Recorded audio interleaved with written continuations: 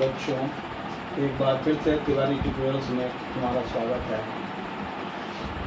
Mirror formula के दूसरे भाग में हम लोग इम्पोर्टेंट फार्मूला लिखे थे। अगर वह वीडियो देखे हो तो उसको अपने कॉपी पर लिखना, उसका सूत्र उसको जरूर याद करना, और अब उस सूत्र पर आधारित हम लोग न्यूमेरिकल बना रहे हैं। अगर तुम्हारे सामने कॉपी पर लिखा हुआ है या वीडियो है तो फार्मूला सामने रखना, या समझने में बहुत आराम होगा। पहला क्वेश्चन देखो कि 40 सेंटीमीटर वक्रता त्रिज्या वाले एक अवतल दर्पण के सामने 30 सेंटीमीटर की दूरी पर एक वस्तु को रखा गया है। प्रतिबिंब की स्थिति, आवर्धन तथा प्रकृति बताएं। इस तरह का न्यूमेरिकल 10th में भी है, बनाए हो नहीं बनाए हो नहीं मालूम, लेकिन यहाँ देखो बहुत आसान है समझना कि वक्रता त्रिज्या चित्र हम लोग बनाए हैं, फॉर्मूला में देख सकते हो। आर से सूचित किया जाता है सिंबल उसका, वक्रता त्रिज्या पीसी चित्र के अनुसार। आर वक्रता त्रिज्या बाईं ओर है इसलिए 40 से माइनस होगा, माइनस 40 सेंटीमीटर। फोकस दूरी वक्रता त्रिज्या की आधी होती है, तो इसका मान 20 सेंटीमीटर हुआ। बाईं ओर होने के कारण यह माइनस हो गया। वस्तु की दूरी दी गई है 30 सेंटीमीटर। वस्तु की दूरी हमेशा ऋणात्मक होती है, सूत्र में हम लोग लिखे हैं, तो यह माइनस 30 सेंटीमीटर। अब प्रतिबिंब की दूरी निकालनी है। दर्पण सूत्र सामने यहां देख सकते हो। दर्पण सूत्र में u मालूम है -30, f मालूम है -20, तो हम लोग भी निकालेंगे। बहुत ही आसान न्यूमेरिकल है। इसमें हम लोग फॉर्मूला का, अगर इस फॉर्मूला में अंकों को बैठाएं तो u के स्थान पर -30 लिखें और f के स्थान पर -20 लिखें। जैसा कि जानते हो यह प्लस माइनस मिलकर माइनस हो जाएगा। 1/30 माइनस 1/20, या 1/v, यह माइनस इधर आके प्लस होगा, तो यह हो जाएगा 1/30 माइनस 1/20। 30 और 20 का एलसीएम 60, या 2 - 3, और यह -1/60। तो हम लोगों को मिला 1/v इक्वल टू -1/60, इसलिए v is equal to -60 centimetre. इसका मतलब कि प्रतिबिंब दर्पण के सामने यानी कि बाईं ओर 60 सेंटीमीटर की दूरी पर बनेगा। अगर आवर्धन निकालें, आवर्धन स्मॉल m, इसका सूत्र होता है v/u। v हो गया -60, u हो गया -30, तो यह आवर्धन 2 हुआ। यानी कि प्रतिबिंब की ऊंचाई वस्तु की ऊंचाई की दूनी होगी। प्रतिबिंब दूना ऊंचा होगा, दूना बड़ा होगा। तो यह हम लोगों का पहला न्यूमेरिकल हुआ। इसमें वक्रता त्रिज्या 40 सेंटीमीटर थी, फोकस दूरी वक्रता त्रिज्या की आधी हुई 20 सेंटीमीटर, वस्तु की दूरी 30 सेंटीमीटर दी गई है, और प्रतिबिंब की दूरी निकालनी है। बहुत आसान न्यूमेरिकल है, सामने देख सकते हो। हम लोगों ने दर्पण सूत्र में इसको रखा और v का मान -60 सेंटीमीटर मिला और n का मान 2 मिला। प्रतिबिंब जो बनेगा वह वास्तविक होगा, उल्टा होगा। प्रतिबिंब वास्तविक होगा और उल्टा होगा। प्रतिबिंब वास्तविक और उल्टा होगा। प्रतिबिंब वास्तविक और उल्टा होगा। यह पालन है।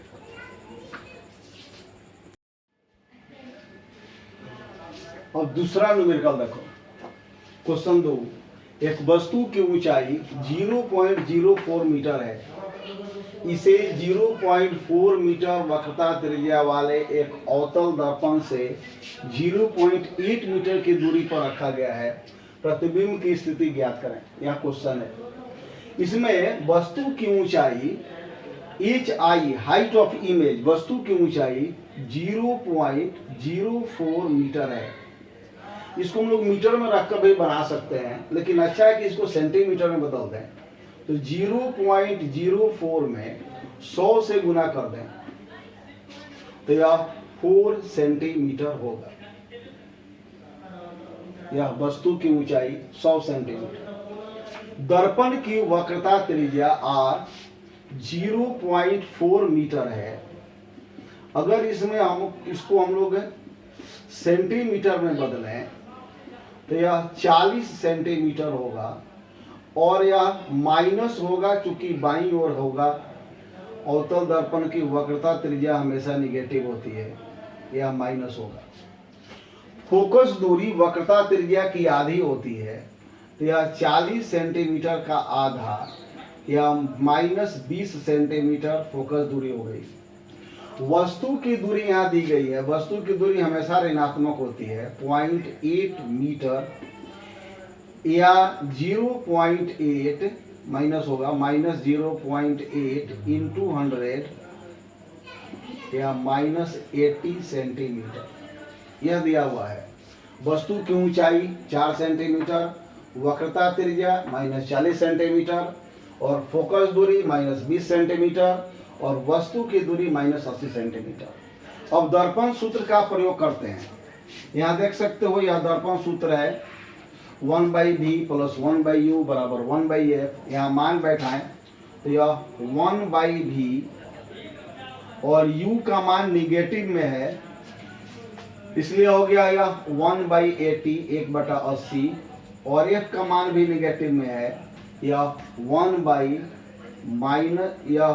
यहाँ माइनस है 20 हुआ। तो अगर हम लोग v निकालें 1/v, यह इधर आके प्लस हो जाएगा, तो 1/80 माइनस 1/20,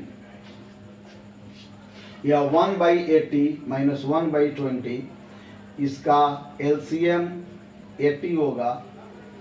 यह हुआ 1, यह हो गया 4, तो यह 1/v = -3/80, और इसलिए v = -80/3 सेंटीमीटर। इसको भाग दे सकते हो, और इसका मान 26.66 आएगा, यानी कि 26.67 सेंटीमीटर कह सकते हैं। यह प्रतिबिंब की दूरी है। आवर्धन का यह सूत्र है v/u। हम लोग यहाँ मान बैठा सकते हैं। v का मान हम लोग निकाले, यहाँ देख सकते हो -80/3, u का मान है -80। इसको सॉल्व करोगे माइनस कैंसिल हो जाएगा, या 1/3 होगा, यानी कि m का मान 0.33 होगा, और जो प्राप्त प्रतिबिंब होगा वास्तविक होगा, उल्टा होगा। यह जो क्वेश्चन है पहले क्वेश्चन के जैसा ही था। इसमें जो डिफरेंस यह समझ सकते हो, अगर मीटर में दिया हुआ है तो ज़्यादा सुविधाजनक है कि उसको सेंटीमीटर में बदल लें और फिर इसको बनाएं।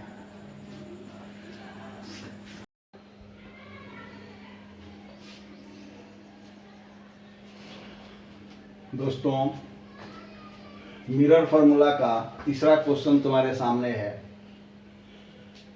क्वेश्चन में है कि 20 सेंटीमीटर फोकस दूरी वाले एक अवतल दर्पण के सामने एक वस्तु को रखा गया है। प्रतिबिंब का आकार वस्तु के आकार का 3 गुना है। दर्पण से वस्तु की दूरी ज्ञात करें। इस प्रश्न में सिर्फ फोकस दूरी दी गई है, वस्तु की दूरी नहीं दी गई है, प्रतिबिंब की दूरी तो वह भी नहीं दी गई है। आवर्धन दिया गया है।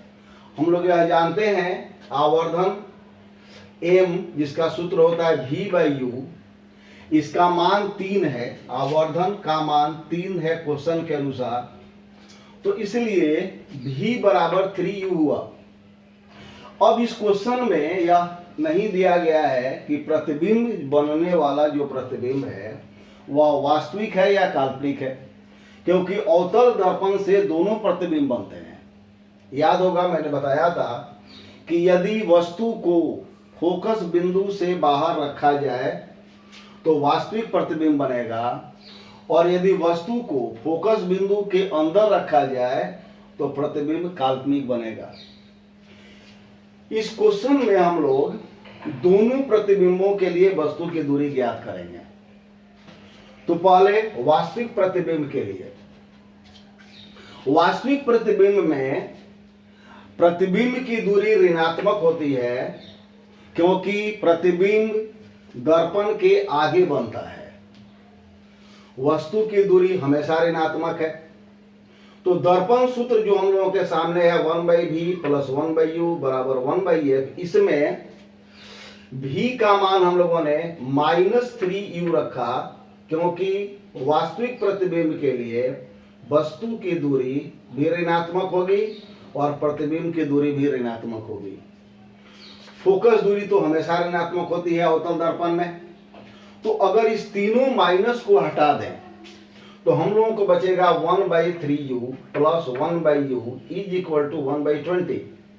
इसको सॉल्व करेंगे, 3u इसका एलसीएम होगा, और यह 3u = 4 × 80 होगा। एक मिनट, 3u = यहाँ देख सकते हो क्रॉस मल्टीप्लाई करें तो 3u = 4 × 20 होगा, यानी कि यह 80 हो जाएगा। तो u का मान 80/3 यानी कि 26.6 सेंटीमीटर होगा। मतलब यह कि 20 सेंटीमीटर फोकस दूरी वाले किसी अवतल दर्पण के आगे 26.6 सेंटीमीटर की दूरी पर अगर किसी वस्तु को रखा जाए तो उसका प्रतिबिंब वस्तु की अपेक्षा 3 गुना बड़ा होगा। प्रतिबिंब की ऊंचाई वस्तु की ऊंचाई की 3 गुनी होगी, इसका मतलब यह होगा। अब काल्पनिक प्रतिबिंब के लिए देखो, तो काल्पनिक प्रतिबिंब हमेशा दर्पण से पीछे बनता है, और इसलिए दर्पण काल्पनिक प्रतिबिंब की स्थिति में अवतल दर्पण में प्रतिबिंब की दूरी धनात्मक होती है। वस्तु की दूरी तो ऋणात्मक होगी, लेकिन प्रतिबिंब की दूरी धनात्मक होगी, इसलिए v = 3u होगा। यहाँ देखो वास्तविक प्रतिबिंब के लिए v = -3u था, क्योंकि वास्तविक प्रतिबिंब दर्पण के आगे बनता है और काल्पनिक प्रतिबिंब दर्पण के पीछे बनता है, या वास्तविक प्रतिबिंब दर्पण के बाईं ओर बनता है और काल्पनिक प्रतिबिंब दर्पण के दाईं ओर बनता है। तो काल्पनिक प्रतिबिंब की स्थिति में v का मान 3 होगा प्लस में। दर्पण सूत्र यह सामने है, इसमें v के बदले हम लोगों ने 3u रखा, u के बदले -u रखा, और फोकस दूरी -20।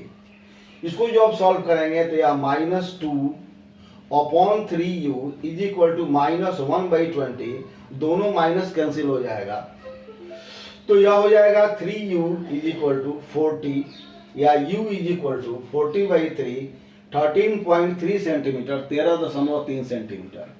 इसका मतलब यह है कि अगर अवतल दर्पण के आगे 13.3 सेंटीमीटर की दूरी पर किसी वस्तु को रखा जाए तो उसका प्रतिबिंब वस्तु के आकार का 3 गुना होगा या 3 गुना बड़ा होगा, काल्पनिक होगा।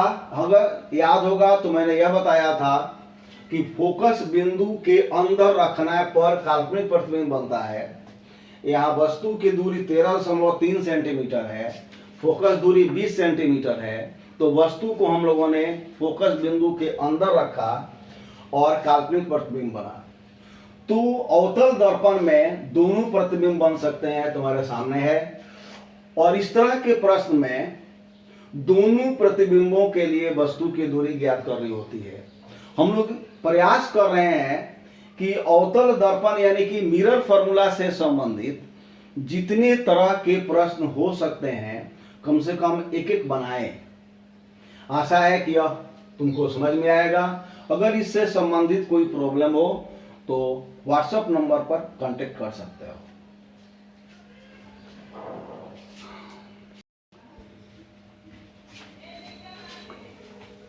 तो बच्चों, अवतल दर्पण का या दर्पण सूत्र का चौथा न्यूमेरिकल तुम्हारे सामने है। इसमें वक्रता त्रिज्या दी गई है 40 सेंटीमीटर और वस्तु को 10 सेंटीमीटर की दूरी पर रखा गया है। हम लोग यह जानते हैं फोकस दूरी वक्रता त्रिज्या की आधी होती है, तो फोकस दूरी 20 सेंटीमीटर होगी। वस्तु की दूरी 10 सेंटीमीटर है, यानी वस्तु को फोकस बिंदु के अंदर रखा गया है। प्रतिबिंब की स्थिति, आवर्धन और प्रकृति ज्ञात करने से पहले इसका रे डायग्राम हम लोग समझ लें। यह MN अवतल दर्पण है। इसका P पॉइंट जो मध्य बिंदु है इसको दर्पण का ध्रुव कहते हैं। x डैश मुख्य अक्ष हुआ, एक फोकस बिंदु C वक्रता केंद्र। वस्तु को फोकस बिंदु के अंदर रखा गया है। काल्पनिक प्रतिबिंब बनेगा, इसका जो हम लोग चित्र बनाए हैं।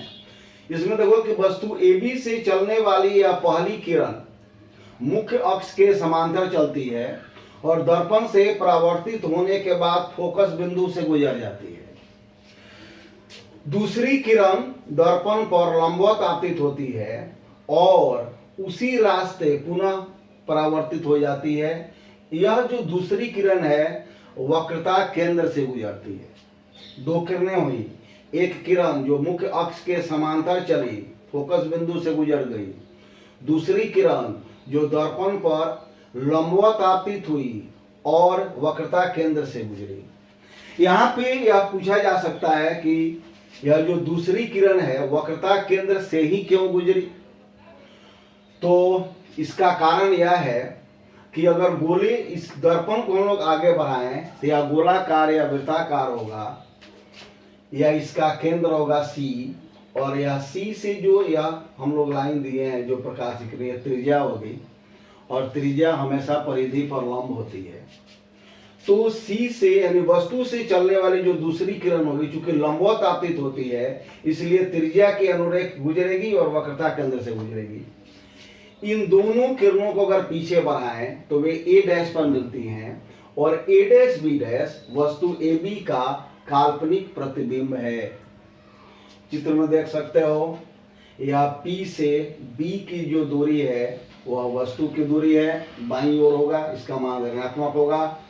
P से F की दूरी फोकस दूरी होगी, बाईं ओर होने के कारण इसका भी मान ऋणात्मक होगा। P से C वक्रता त्रिज्या होगी R, बाईं ओर होने के कारण इसका भी मान ऋणात्मक होगा। लेकिन P से B डैश जो प्रतिबिंब की दूरी होगी दाईं ओर होने के कारण यह धनात्मक होगा।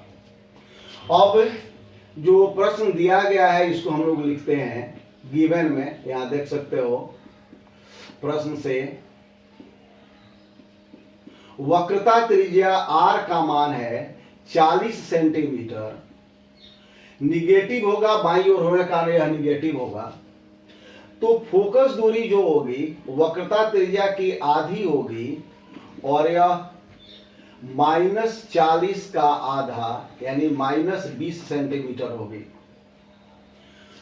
वस्तु की दूरी U जो दी गई है वह इसका मान 10 सेंटीमीटर है, बाईं ओर होने के कारण यह भी ऋणात्मक होगा। तो अब हम लोग इसके फर्स्ट में प्रतिबिंब की दूरी V का मान निकालना चाहते हैं।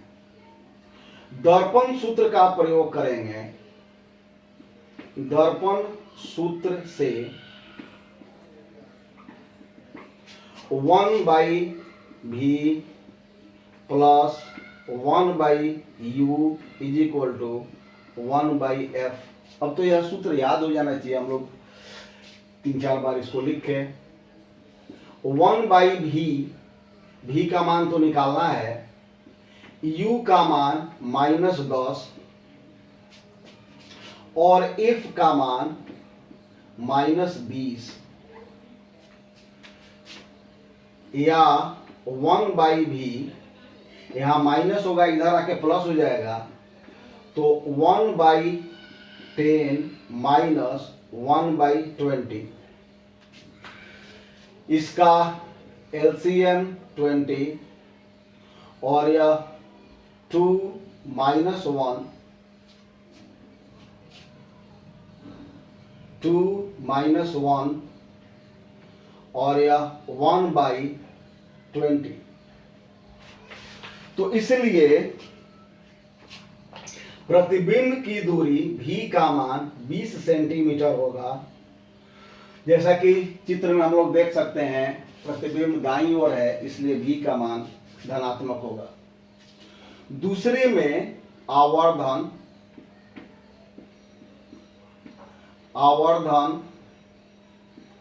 m बराबर v/u और v का मान है 20 सेंटीमीटर, u का मान है 10 या -10 या -2। माइनस हम लोग यहाँ छोड़ भी सकते हैं क्योंकि आवर्धन एक संख्या है। इसका मतलब हुआ कि जो प्रतिबिंब बनेगा वह वस्तु की अपेक्षा दूना होगा। और जैसा कि चित्र में देख सकते हो, प्रतिबिंब सीधा है और काल्पनिक है। प्रतिबिंब सीधा और काल्पनिक होगा। प्रतिबिंब सीधा और काल्पनिक होगा। तो यह न्यूमेरिकल हुआ 4 नंबर, जिसमें वक्रता त्रिज्या, वस्तु की दूरी दी गई है। हम लोगों ने प्रतिबिंब की दूरी निकाला, आवर्धन निकाला, प्रतिबिंब की प्रकृति निकाली। इसमें वस्तु को फोकस बिंदु के अंदर रखा गया है। जैसा कि हम लोगों ने कई बार कहा भी है कि 2 स्थिति में वस्तु को रख सकते हैं, या तो फोकस बिंदु से बाहर या फोकस बिंदु के अंदर। यदि वस्तु को फोकस बिंदु पर रख दें तो प्रतिबिंब अनंत पर बनेगा।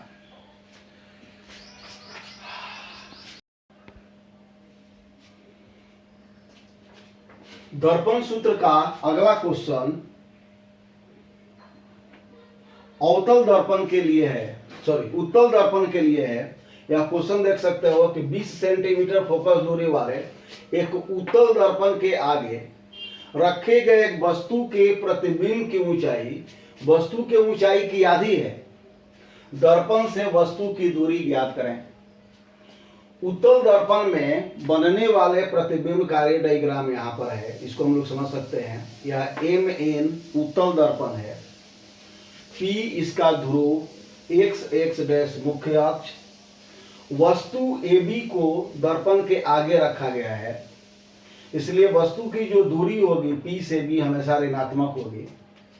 इससे चलने वाली पहली किरण मुख्य अक्ष के समांतर है और दर्पण से इस दिखाए गए दिशा में परावर्तित होती है। इसको हम लोगों ने पीछे बढ़ाया तो यह किरण फोकस बिंदु पर मिली। वस्तु से चलने वाली दूसरी किरण दर्पण के ध्रुव पर आपतित होती है और इस दिशा में परावर्तित होती है।